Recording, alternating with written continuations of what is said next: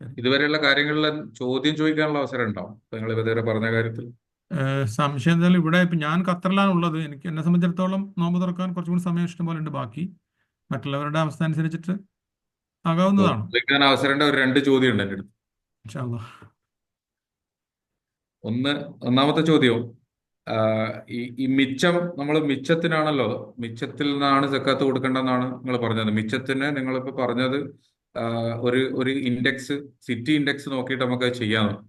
എനിക്ക് അതിലുള്ള ഒരു സംശയം എന്ന് വെച്ച് കഴിഞ്ഞാല്, ജീവിത സാഹചര്യങ്ങൾ ഓരോരുത്തരും വ്യത്യസ്തമാണ്. ഇപ്പൊ ഒരു ഒരു വലിയ പൈസക്കാരന്റെ ജീവിത സാഹചര്യം പിന്നെ ഒരു ശരി, അത് സാധാരണക്കാരന്റെ മനസ്സിലായി. ജീവിത അതെ, സാഹചര്യം അതെ. തമ്മിൽ വലിയ വ്യത്യാസമുണ്ട്. അയാളെ ചെലവുകളും ഉം. ഇയാളെ ചെലവും തമ്മിൽ വ്യത്യാസമുണ്ട്. അപ്പോൾ ഒരു സിറ്റി ഇൻഡെക്സ് എന്ന് പറയുന്ന സാധനം വെച്ചുകൊണ്ട് ഇങ്ങനെ ഒരു മിച്ചം നമുക്ക് കണക്കാക്കാൻ പറ്റുമോ എന്നുള്ളതാണ് എന്റെ ചോദ്യം, ഒന്നാമത്തെ ചോദ്യം. ഓക്കെ. അതില് പിന്നെ ശരിയാണ്. അതായത് ആളുകളുടെ സാമ്പത്തിക നില അനുസരിച്ചിട്ട് ജീവിത നിലവാരത്തിലും മാറ്റങ്ങൾ ഉണ്ടാവും.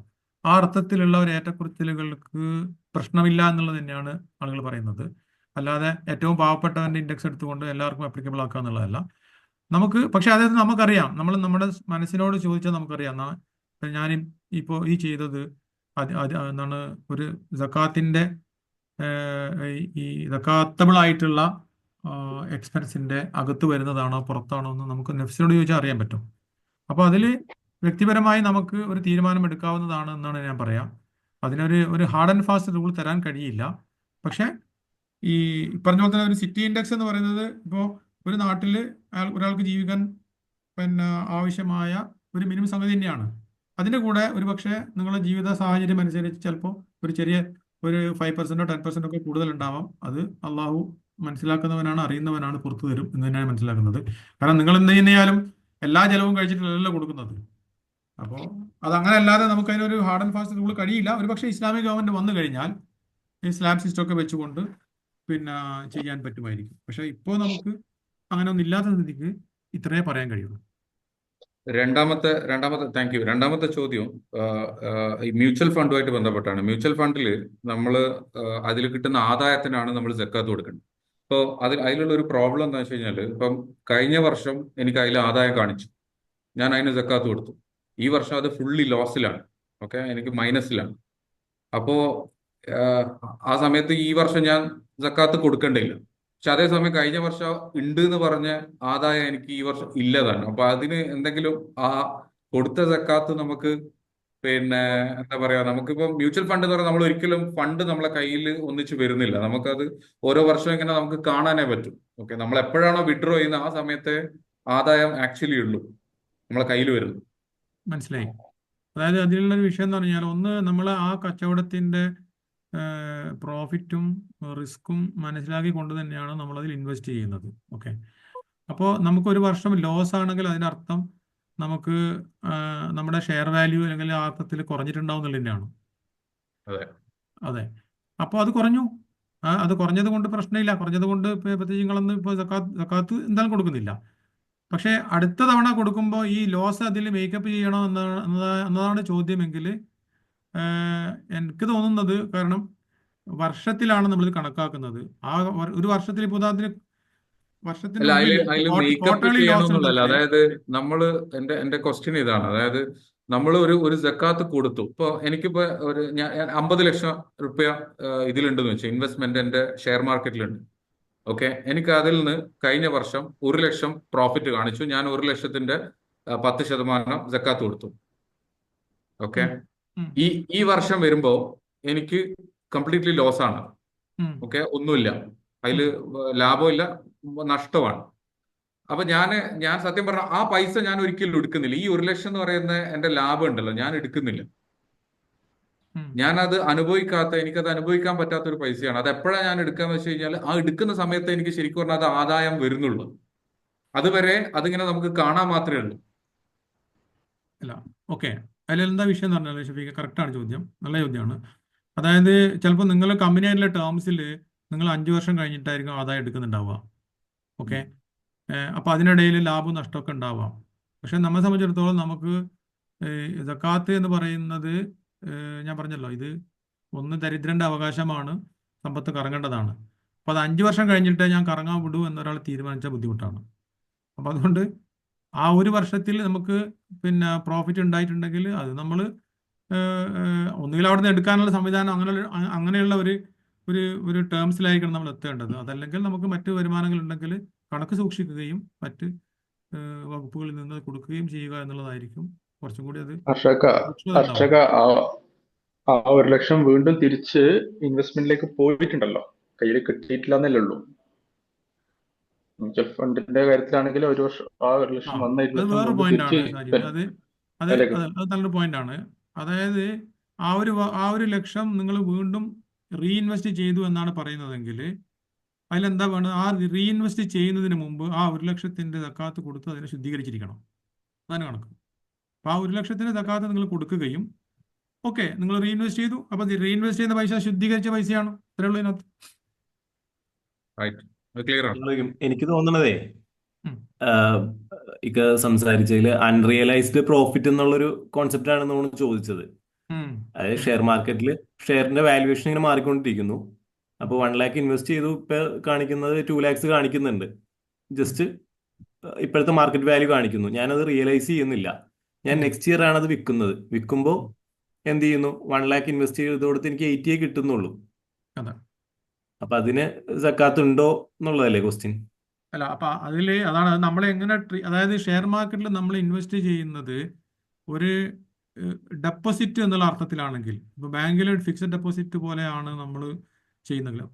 ഫിക്സഡ് ഡെപ്പോസിറ്റ് ആണ് നമുക്കറിയാം, എക്സ്ചേഞ്ച് റേറ്റിൽ മണി വാല്യുവേഷനിൽ മാറ്റം വരും, അപ്പ് ആൻഡ് ഡൗൺ വരും. അതിനാണ് കാര്യം നമ്മൾ ആ സാധനം കുറേ കൂടുകയൊക്കെ ചെയ്യും. പക്ഷേ ഡെപ്പോസിറ്റ് ചെയ്ത ഫുൾ എമൗണ്ടിന് നമ്മൾ 2% കൊടുക്കണം. അപ്പോൾ നിങ്ങൾ പിന്നെ ഇത് ഷെയർ മാർക്കറ്റിൽ ഇൻവെസ്റ്റ് ചെയ്ത പൈസ കുറയുകയും കൂടുകയും ചെയ്യുന്ന സാഹചര്യം ഉണ്ട് എന്ന് പറയുകയാണെങ്കിൽ പിന്നെ നമ്മൾ എന്ത് ചെയ്യണം? നമ്മൾ നിയത്ത് മാറ്റണം. നമ്മളതിൻ്റെ ലാഭത്തിനല്ല നോക്കുന്നത്, അതിൻ്റെ ക്യാപിറ്റലിലാണ് നോക്കുന്നത് എന്ന അർത്ഥത്തിൽ ആ ക്യാപിറ്റലിന് സക്കാത്ത് കൊടുക്കണം. പിന്നെ എല്ലാ വർഷവും കൊടുക്കേണ്ടിയും വരും അന്നേരം. അപ്പോ അത് അവിടെ ആ മ്യൂച്വൽ ഫണ്ട് എന്ന് പറയുമ്പോൾ യൂണിറ്റ് വാല്യൂ ഓരോ കൊല്ലം ഇങ്ങനെ മാറിക്കൊണ്ടിരിക്കും. അപ്പൊ മൊത്തം യൂണിറ്റ് വാല്യൂവിനനുസരിച്ചിട്ടുള്ള 2.5% കൊടുക്കേണ്ടി വരും അല്ല? അതെ. അല്ല, അതിൽ ഇത് വളരെ ക്ലിയർ ആണ്. നമ്മൾ ഒരു വർഷത്തിലെങ്കിലും ഈ സാധനം കണക്ക് കൂട്ടേണ്ടതുണ്ട് എന്നുള്ള കാര്യത്തിൽ തർക്കമില്ല. അപ്പോൾ ആ വർഷം കണക്ക് കൂട്ടുന്ന സമയത്ത് നിങ്ങളുടെ ഏതെങ്കിലും യൂണിറ്റ്സ് ലാഭം ഉണ്ടാക്കിയിട്ടുണ്ടെങ്കിൽ അതിന് സക്കാത്ത് കൊടുക്കണം. ലാഭം ഉണ്ടാക്കിയിട്ടില്ലെങ്കിൽ സക്കാത്ത് കൊടുക്കേണ്ടതില്ല. അത് അതിൽ തന്നെ ലയിപ്പിക്കുന്നതാണെങ്കിലും നമ്മൾ മറ്റു രീതിയിൽ കാണണം. ഇൻഷാ അല്ലാ. അല്ല, അത് റീഇൻവെസ്റ്റ്മെന്റ് എന്ന് വെച്ചാൽ അതിനെ കാണാൻ പറ്റില്ല. റീഇൻവെസ്റ്റ്മെന്റ് ചെയ്യാം, പക്ഷെ യൂണിറ്റിന്റെ റീഇൻവെസ്റ്റ്മെന്റ് വാല്യൂ ചെയ്യുന്നതിന് മുമ്പ് ആ ഒരു കൊല്ലത്തെ സക്കാത്ത് കൊടുത്ത് ശുദ്ധീകരിച്ചിട്ട് റീഇൻവെസ്റ്റ് ചെയ്യാൻ കുഴപ്പമില്ല. അല്ല, അത് റീഇൻവെസ്റ്റ്മെന്റ് അല്ല. അതായത് യൂണിറ്റിന്റെ പ്രൈസ് ഇങ്ങനെ വാല്യൂ ചെയ്യുന്നതാണ്. ഇപ്പൊ ഇന്നിപ്പോ പിന്നെ ഒരു യൂണിറ്റിന് ഇത്ര വിലയാണെങ്കിൽ അടുത്ത പ്രാവശ്യം യൂണിറ്റിന് വില കുറയും. അപ്പൊ ഓരോ കൊല്ലത്തെ ഇൻവെസ്റ്റ്മെന്റിനും ആണല്ലോ നമ്മൾ സക്കാത്ത് കൊടുക്കേണ്ടത് അല്ലേ? അങ്ങനെ ചെയ്താൽ പോരെ. അപ്പൊ ഈ അതാ ആദായം പറഞ്ഞത്, കണക്കിലെടുക്കേണ്ടതില്ല. അത് രണ്ട് രീതിയിലേ കാണാൻ പറ്റുള്ളൂ. നിങ്ങൾ ആ ചെയ്യുന്ന സാധനത്തിനെ ഒന്നുകിൽ നിങ്ങൾ ഡെപ്പോസിറ്റ് ആയിട്ട് കണ്ടുകൊണ്ട് ആ ഡെപ്പോസിറ്റിൽ വേരിയേഷൻ, അതിന്റെ യൂണിറ്റ് റേറ്റ് മാറുന്നതനുസരിച്ച് മാറ്റം വരാം. അങ്ങനെയാണെങ്കിൽ നിങ്ങളിപ്പോൾ 5 ലക്ഷം ഡെപ്പോസിറ്റ് ചെയ്തു, അതിന്റെ വാല്യൂ കൂടിയപ്പോൾ ചിലപ്പോൾ 6 ആയിട്ടുണ്ടാവും, പിറ്റേ 4 ആയിട്ടുണ്ടാവും, ഒക്കെ ചെയ്തിട്ടുണ്ടാവും. അപ്പോൾ നിങ്ങൾ ആ ഡെപ്പോസിറ്റ് ചെയ്ത പൈസ ആ അർത്ഥത്തിൽ മാത്രമേ ഉള്ളൂ. അതിന് നിങ്ങൾ ആ മൊത്തം പൈസക്ക് നിങ്ങൾ 2% കൊടുത്തുകൊണ്ട് ക്യാപിറ്റൽ സക്കാത്ത് കൊടുക്കുകയാണ് ചെയ്യുന്നത്. കാരണം നിങ്ങളായിട്ട് വേറെ ചെയ്യുന്നില്ല എന്നുള്ളതുകൊണ്ട്. ഇനി അതല്ല, നിങ്ങൾ അതിനുള്ള വരുമാനമാണ് ഉദ്ദേശിക്കുന്നതെങ്കിൽ ആ വരുമാനം ഉണ്ടാകുമ്പോൾ സക്കാത്ത് കൊടുക്കുക. ലോസ് ഉണ്ടാകുമ്പോൾ കൊടുക്കാൻ നിവൃത്തിയില്ല, കൊടുക്കാൻ മൈനസ് ചെയ്യാൻ കഴിയില്ല. പക്ഷെ അത് വർഷത്തിൽ കണക്കാക്കിയിരിക്കണം. എനിവേ, ഞാനിത് പറഞ്ഞത് പിന്നെ എന്താണ്, നമുക്ക് ആർക്കും അഭിപ്രായം പറയാം. ഇതിൽ എൻ്റെ കാഴ്ചപ്പാടാണ് ഞാൻ പറഞ്ഞിട്ടുള്ളത്. ഇൻഷാ അല്ലാ. അസ്സലാമു അലൈക്കും വറഹ്മത്തുള്ളാഹി വബറകാതുഹു. വലൈക്കും അസ്സലാം വറഹ്മത്തുള്ളാഹി. രണ്ട് ഡൗട്ട്സ് ഉണ്ട് സർ. ഒന്ന്, ഉം, എന്നോട് ഒരാള് കുറച്ച് ആവശ്യത്തിനായിട്ട് ക്യാഷ് ചോദിച്ചു. ഫോർ എക്സാമ്പിൾ, എന്നോട് ഒരാൾ കുറച്ച് ആവശ്യത്തിനായിട്ട് ഇന്ന ആവശ്യത്തിന് എനിക്ക് ക്യാഷ് വേണം, എന്നെ സഹായിക്കുമോ എന്ന് ചോദിച്ചു. എൻ്റെ കയ്യിൽ സക്കാത്തിന്റെ എമൗണ്ടേ ഉള്ളൂ. ആ പർപ്പസിനായിട്ട് എനിക്ക് കൊടുക്കാൻ പറ്റുമോ സക്കാത്ത്? ബിക്കോസ് നമുക്കൊരു ഒരു സാധനം കമ്മോഡിറ്റി വാങ്ങി കൊടുക്കാനോ അല്ലെങ്കിൽ നമുക്ക് ഒരു ആവശ്യത്തിന് തന്നെ ഇന്നയാൾക്ക് ഇന്ന ആവശ്യത്തിനെ ഉപയോഗിക്കാൻ പാടുള്ളൂ എന്ന് സക്കാത്ത് കൊടുക്കാൻ പാടില്ല. ഇറ്റ്സ് ദെയർ, അവരുടെ അവരുടെ ആവശ്യമാണ്, അവരത് എങ്ങനെ യൂസ് ചെയ്യാന്നുള്ളത് വാങ്ങിക്കുന്നവരുടെ അവകാശമാണത്. സോ നമുക്കത് ഇന്ന ആവശ്യത്തിനാണെന്ന് തോന്നുന്നു കൊടുക്കാൻ പറ്റുമോ സക്കാത്ത്? അല്ല, അതില് നിങ്ങൾ ഈ പറഞ്ഞ കക്ഷി സക്കാത്തിന് അർഹരാണ്. അർഹരായിട്ടുള്ള ഈ 8 വകുപ്പിൽപ്പെട്ടവരാണോ? അതെ, 8 വകുപ്പിലൊട്ട് തന്നെയാണ്. പിന്നെ അങ്ങനെയാണ് പിന്നെ അയാൾ എന്തിനു ഉപയോഗിക്കുന്നു എന്നുള്ളത് നമ്മുടെ കൺസേൺ അല്ല.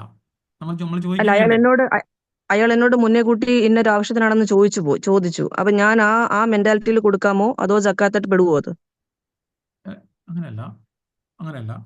അതായത് അദ്ദേഹം ഇപ്പോൾ ഈ പറഞ്ഞ ഒന്നുകിൽ അയാൾ ഫക്കീറായിരിക്കണം, അല്ലെങ്കിൽ ഉം, മിസ്കീനായിരിക്കണം, അതല്ലെങ്കിൽ അതെ.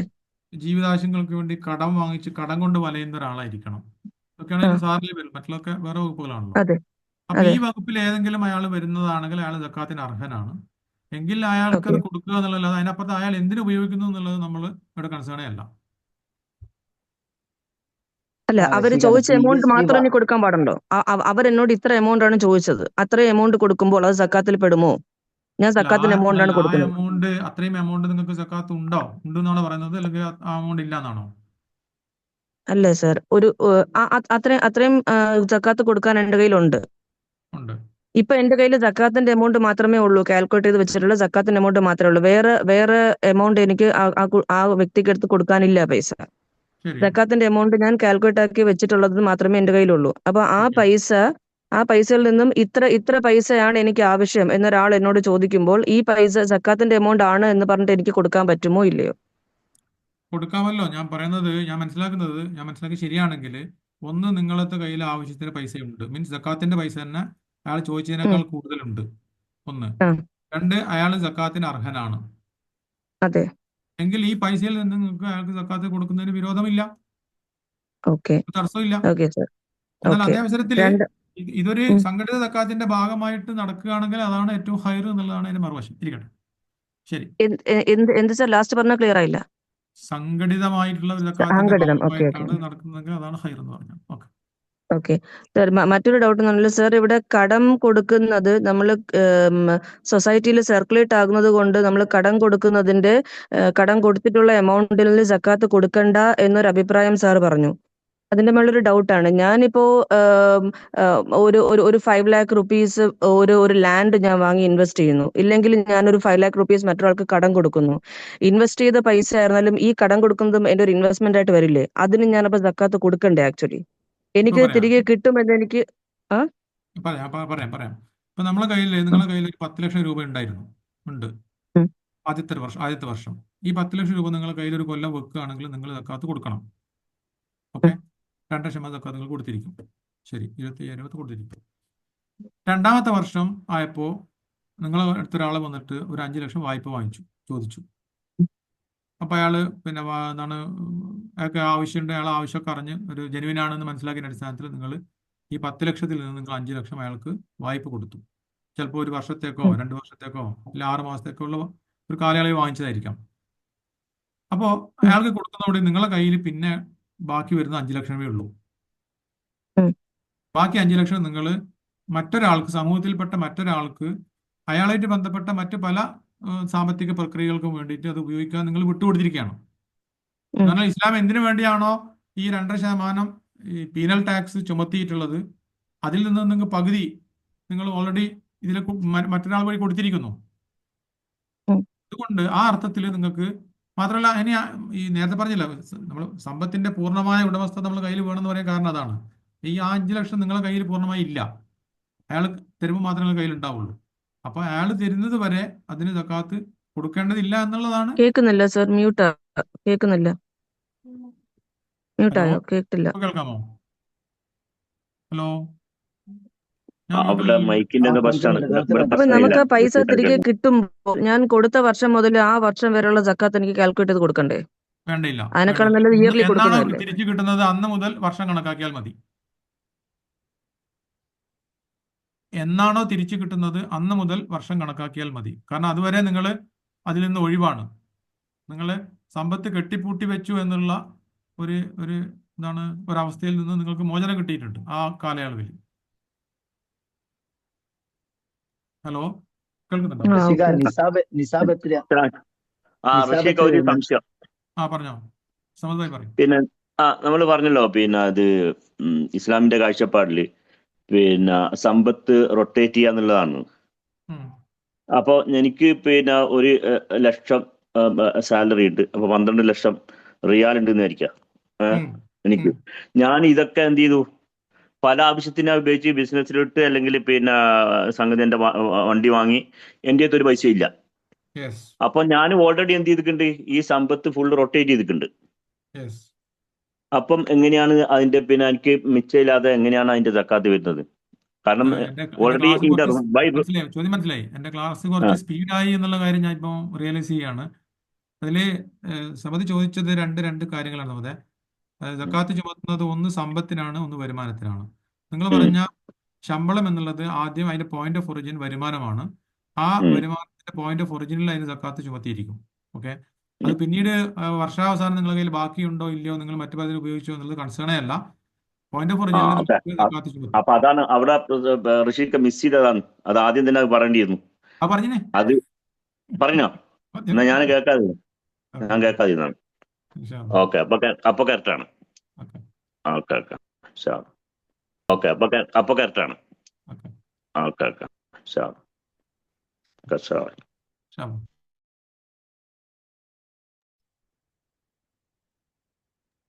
സാർ അപ്പോഴ് നമ്മൾ അപ്പൊ സാർ റഷീദ് മണി ഓരോ സർക്കുലേറ്റ് ചെയ്യണം എന്നുള്ള കാര്യം പറഞ്ഞു. അപ്പൊ നമ്മള് ഇപ്പോ എന്റെ കയ്യിൽ വരുന്ന വരുമാനം കൊണ്ട് ഞാൻ ലാൻഡിൽ ഇൻവെസ്റ്റ് ചെയ്താൽ ആ ലാൻഡിന്റെ വാല്യൂയുടെ പുറത്ത്, മാർക്കറ്റ് വാല്യൂയുടെ പുറത്ത് എനിക്ക് ഇൻവെസ്റ്റ്മെന്റ് ആണ്. എന്റെ കയ്യിൽ വേറെ ലാൻഡ് ഉണ്ട്, പേർപ്പസ്ഫുള്ളി എനിക്ക് ഞാൻ താമസിക്കുന്ന വേറൊരു വീടുണ്ട്, വേറൊരു ലാൻഡ് ഉണ്ട്. ഞാൻ അല്ലാതെ ഇൻവെസ്റ്റ്മെന്റ് എന്ന രീതിയിൽ ഞാൻ മണി ലാൻഡിൽ ഇട്ട് വെച്ചാൽ അവിടെ സർക്കുലേറ്റ് ചെയ്യുന്നില്ലല്ലോ. അത് 1 lakh അല്ല, sorry, 1 year, 2 year, 5 year, 10 year, 20 years എത്ര വേണോ എടുക്കാം. അവിടെ മണി സർക്കുലേറ്റ് ആവുന്നില്ലല്ലോ. അതിന് ഞങ്ങൾ സക്കാത്ത് കൊടുക്കേണ്ട ആവശ്യം എന്താണ്? അങ്ങനെയാണെങ്കിൽ ആക്ച്വലി സക്കാത്ത് കൊടുക്കണമല്ലോ അതിന്. സക്കാത്ത് കൊടുക്കണം, കാരണം അത് സർക്കുലേറ്റ് ചെയ്തിട്ടില്ലല്ലോ. അത് ഭൂമിയിൽ ഇൻവെസ്റ്റ് ചെയ്യുന്ന ഡെഡ് ഇൻവെസ്റ്റ്മെന്റ് ആണ്.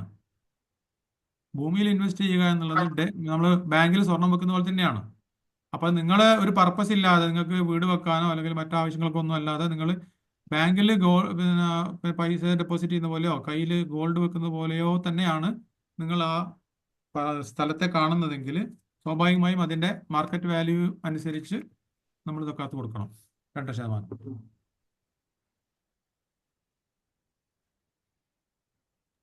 ഉസ്താദ് അസ്സലാമു അലൈക്കും. ഹലോ പറയൂ. ഹലോ നിഹാൽ പറഞ്ഞോ.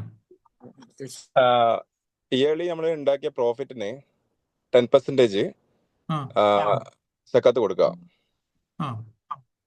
What ever profit. പിന്നെ ഉള്ളത് മിച്ചം വന്ന പൈസൻ്റെത് 2.5 അങ്ങനെ കൊടുക്കുകയാണെങ്കിൽ ഇതെല്ലാം ക്ലിയർ ആവും. കറക്റ്റ് അല്ലേ?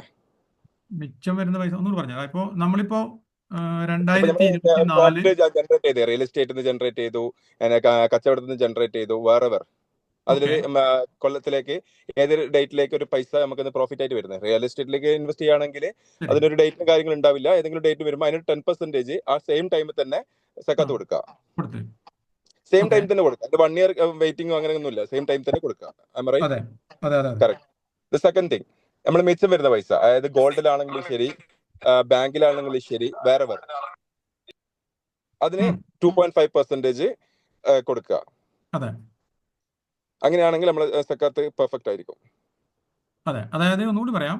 അതായത് നമ്മൾ ഏൺ ചെയ്തുകൊണ്ടിരിക്കുന്ന പിന്നെ പണം, അത് ശമ്പളമായാലും റിയൽ എസ്റ്റേറ്റിൽ നിന്നായാലും കച്ചവടത്തിൽ നിന്നായാലും ഒക്കെ തന്നെ നമ്മൾ ഏൺ ചെയ്യുന്ന സമയത്ത് ആ പോയിന്റ് ഓഫ് ഒറിജിനിൽ നമ്മൾ അതിന്റെ കാറ്റഗറി അനുസരിച്ചിട്ടുള്ള സക്കാത്ത് കൊടുത്തിട്ട് ആ സമ്പത്തിനെ ശുദ്ധീകരിച്ചിരിക്കണം. ഒന്ന്. അതിനുശേഷം നമ്മുടെ ചിലപ്പോൾ ചെലവുകൾ, സ്വാഭാവികമായ ചെലവുകളും അല്ലാത്തുള്ള ലക്ഷറി ആയിട്ടുള്ള ചെലവുകളും ആഡംബര ചെലവുകളും ചിലവൊക്കെ കഴിച്ച് ബാക്കി വരുന്ന പൈസ ഒരുപക്ഷെ നമ്മൾ സ്വർണമായോ ഡെപ്പോസിറ്റ് ആയോ എന്തെങ്കിലും സേവിങ്സ് ആയിട്ട് നമ്മൾ വെച്ചിരിക്കും. അങ്ങനെ വെക്കുകയാണെങ്കിൽ ഒരു വർഷം നമ്മൾ പിന്നെ അങ്ങനെ സേവിങ്സ് ആയിട്ട് പല വകയിൽ കിട്ടിയ പൈസ കൂട്ടിവെച്ചത് ഈ നേരത്തെ പറഞ്ഞ നിസാബ്, ആ ത്രഷോൾഡ് എത്തുകയാണെങ്കിൽ അതിന് ആ വർഷം സക്കാത്ത് കൊടുക്കണം, അടുത്ത വർഷം കൊടുക്കണം, അതിന്റെ അടുത്ത വർഷം കൊടുക്കണം, അത് കൊടുത്തുകൊണ്ടേയിരിക്കണം. ഓക്കെ, അതായത് പ്രോഫിറ്റ് കിട്ടിയ പൈസ 1 time 10% കൊടുത്ത് അത് ശുദ്ധീകരിച്ചതിന് ശേഷം ആ പൈസ തന്നെ മിച്ചം വന്നത് 2.5% എല്ലാ ഇയറിലും കൊടുക്കണം. പിന്നീട് അടുത്ത വർഷം മുതലാണ് അടുത്ത വർഷം മുതൽ 2.5% കൊടുക്കണം. അതിപ്പോ ഗോൾഡിലായാലും ശരി, നമ്മളെ ഇപ്പോ ലാൻഡ്, അത് ഞങ്ങളെ ബിസിനസ് ആവശ്യം വാങ്ങിയ ലാൻഡ് ആണെങ്കിലും ശരി, റിയൽ എസ്റ്റേറ്റ് ആണെങ്കിലും ശരി, ഏതായാലും ശരി, അതിന്റെ പൈസ ഞങ്ങളെ കയ്യിൽ നിന്ന് പോയിട്ടുണ്ടെങ്കിൽ, ഇപ്പൊ ഒരു റിയൽ എസ്റ്റേറ്റ് നോക്കാം, ഇവിടെ ഇപ്പൊ ദുബായിലാണെങ്കിൽ ഇയർലി മീൻസ് മന്ത്ലി പേയ്മെന്റ് ആയിരിക്കും. ഓക്കെ, നമ്മളൊരു 2.5 ലാക്സ് പേ ചെയ്തിട്ടുണ്ടാവും ഓൾറെഡി. ബട്ട് ആ 2.5 ലാക്സ് സക്കാത്ത് കൊടുക്കണോ? 2.5%. ഒന്നുകൂടി പറഞ്ഞ ക്ലിയർ ആയില്ല നിഹാൽ. അതായത് ഒരു റിയൽ എസ്റ്റേറ്റില് നമുക്ക് 4 ഇയേഴ്സിൽ അവർ തന്നിട്ടുണ്ട്, പേയ്മെന്റ് പ്ലാൻ തന്നിട്ടുണ്ട്. ഓക്കെ. ഞാൻ പേയ്മെന്റ് ചെയ്തുകൊണ്ടിരിക്കുന്നത് അതിന് ഒരു 2 ലക്ഷം ദിർഹംസ് ഞാൻ ഓൾറെഡി പേ ചെയ്തു. ഓക്കെ. അത് ഇനിയും അഡ്വാൻസ് ആയിട്ട് പേ ചെയ്തു. അഡ്വാൻസ് ആയിട്ട് പേ ചെയ്തു. ആ 4 ഇയറിന് ശേഷമാണ് അവർ അതെനിക്ക് ഹാൻഡ് ഓവർ ചെയ്യുന്നത്. ഓക്കെ. അത് ഞാൻ ബിസിനസ് ആവശ്യാർത്ഥത്തിന് എടുത്തതാണ്. ഞാൻ താമസിക്കേണ്ടിട്ടില്ല. ഓഫ് കോഴ്സ് ഇൻ ബിറ്റ്വീനിൽ ഞാൻ എന്ത് ചെയ്യും, അത് ഞാൻ സെല് ചെയ്യും. അപ്പൊ 2 ലാക്സ് ഓൾറെഡി പേ ചെയ്തു. ഇൻ ഫ്യൂച്ചറിൽ ഇനിയും പേ ചെയ്യാനുണ്ട്. ആ 2 ലാക്സിന് മിച്ചം എന്നുള്ള രീതിയിൽ 2.5% എന്ത് കൊടുക്കണോ? സക്കാത്ത് കൊടുക്കണോ? അതായത് നീ ഒരു ബിസിനസ് ഉദ്ദേശിച്ചുകൊണ്ട് പിന്നെ അഡ്വാൻസ് ആയിട്ട് നേരത്തെ കുറച്ച് പൈസ ഇറക്കി. കറക്റ്റ്. പിന്നീട് ആ ബിസിനസിന്റെ അതിന്റെ സ്റ്റാർട്ടിങ് ഒരു കമൻസ്മെന്റ് വരുന്നത് വരെ ഇതിന് സക്കാത്ത് കൊടുക്കണോ എന്നുള്ളതാണല്ലോ ചോദ്യം, അല്ലേ? കറക്റ്റ്. കറക്റ്റ് അല്ല, അത് ഏകദേശം. അതായത് പേയ്മെന്റ് പ്ലാൻ ആണ്. അതൊരു എനിക്കൊരു വില്ല എടുക്കുകയാണെങ്കിൽ ഇവിടെ ഒരു പേയ്മെന്റ് പ്ലാൻ ഉണ്ട്. 3 ഇയർ പേയ്മെന്റ് പ്ലാൻ ഉണ്ടാവും. അതിൽ 2 ഇയറിനുള്ളിൽ ഞാൻ ഇത്ര പൈസ അടക്കണം. ആ 2 ഇയർ ആയി ഇപ്പോൾ. ഓക്കെ, അറ്റ് ദ മൊമെന്റ് ആ 2 ഇയർ ആയി എന്ന് വിചാരിക്കുക. അതിന് 2 ലാക്സ് ഓൾറെഡി ഞാൻ പേ ചെയ്തിട്ടുണ്ട്. ഇനിയും പേ ചെയ്താൽ മാത്രമാണ് ആഫ്റ്റർ 1 ഇയർ എനിക്ക് എന്ത് ചെയ്യൂ, ഹാൻഡ് ഓവർ ചെയ്യുള്ളൂ. ആ ഹാൻഡ് ഓവർ ചെയ്താലേ എനിക്ക് എന്ത് ചെയ്യാൻ പറ്റുള്ളൂ, ഇത് എനിക്ക് സെല് ചെയ്യാൻ പറ്റുള്ളൂ. മനസ്സിലായി. അല്ല, അത് വിഷയമല്ല. ഇപ്പൊ ഈവൻ നമ്മൾ താമസിക്കാനുള്ള ഒരു വീടായാലും ശരി, അതല്ല ബിസിനസ് ഉദ്ദേശിച്ചുകൊണ്ടുള്ള സാധനമായാലും ശരി, നമ്മൾ ഒരു പേയ്മെന്റ് അല്ല ഒരു സംഗതി ഉദ്ദേശിച്ചുകൊണ്ട് നമ്മൾ അഡ്വാൻസ് ആയിട്ട് പൈസ ഓൾറെഡി നമ്മൾ ഇറക്കി. പിന്നെ അത് തിരിച്ചിങ്ങോട്ടേക്ക് വരുന്നില്ല സാധാരണഗതിയിൽ. അപ്പൊ അതുകൊണ്ട് അതിനെ പിന്നെ സക്കാത്ത് കൊടുക്കേണ്ട കാര്യമില്ല. അതിന് ആദായം വന്നാൽ അതിന്റെ 10% കൊടുത്താൽ മതി. Yes. Okay, perfect. Thank you. Income ടാക്സിൻ്റെത് ഇൻകം ടാക്സ് അതൊരു ചോദ്യമാണ്. ഇൻകം ടാക്സ് ഇസ്ലാമിക ഗവൺമെന്റ് ഇല്ലാത്തിടത്തോളം കാലം അത് നമ്മള് സാധാരണ ഞാൻ ഉപ്പാനോട് ചോദിച്ചപ്പോ ഉപ്പ പറഞ്ഞൊരു മറുപടി ഉണ്ടായിരുന്നു. അത് ഷോപ്പില് പിന്നെ നമ്മൾ കച്ചവടം ചെയ്യുമ്പോ ത്രാസ് വാങ്ങിക്കണം, തുലാസ് വാങ്ങിക്കണമല്ലോ. അതൊരു ചെലവാണ്. തുലാസ് പ്രത്യേകം വരുമാനം ഉണ്ടായിട്ടില്ല. അതേപോലെ കണക്കാക്കിയാൽ മതി എന്നാണ് പറയുന്നത്. ഇൻകം ടാക്സ് ഒരു ചെലവായിട്ട് കണക്കാക്കും. ചെലവായിട്ട് കണക്കാക്കാൻ. സർ ഒരു ഡൗട്ടും കൂടി. സർ ഇവിടെ ക്യാപിറ്റൽ സ്റ്റോക്കിനെ കുറിച്ച് പറഞ്ഞപ്പോഴത്തേക്കും ബാലൻസ് ഷീറ്റിനകത്ത് വരുന്ന ക്യാപിറ്റൽ എമൗണ്ട് തന്നെയാണ് സ്റ്റോക്ക് എന്ന് പറഞ്ഞു. ക്യാപിറ്റൽ എമൗണ്ട് അത് ഇനിഷ്യലി നമ്മൾ ഇൻവെസ്റ്റ് ചെയ്യുന്ന എമൗണ്ട് അല്ലേ? സ്റ്റോക്ക് മീൻസ് അതിനകത്ത് പ്രത്യേകം ഓപ്പണിംഗ് സ്റ്റോക്കും ക്ലോസിംഗ് സ്റ്റോക്കും പ്രത്യേകം ഉണ്ടാവുമല്ലോ. ക്ലോസിംഗ് സ്റ്റോക്കിന്റെ പുറത്തല്ലേ സ്റ്റോക്ക്? അത് 1 ഇയർ കഴിഞ്ഞെങ്കിലല്ലേ നമ്മൾ സ്റ്റോക്ക് ആയിട്ട് കാൽക്കുലേറ്റ് ആക്കുള്ളൂ?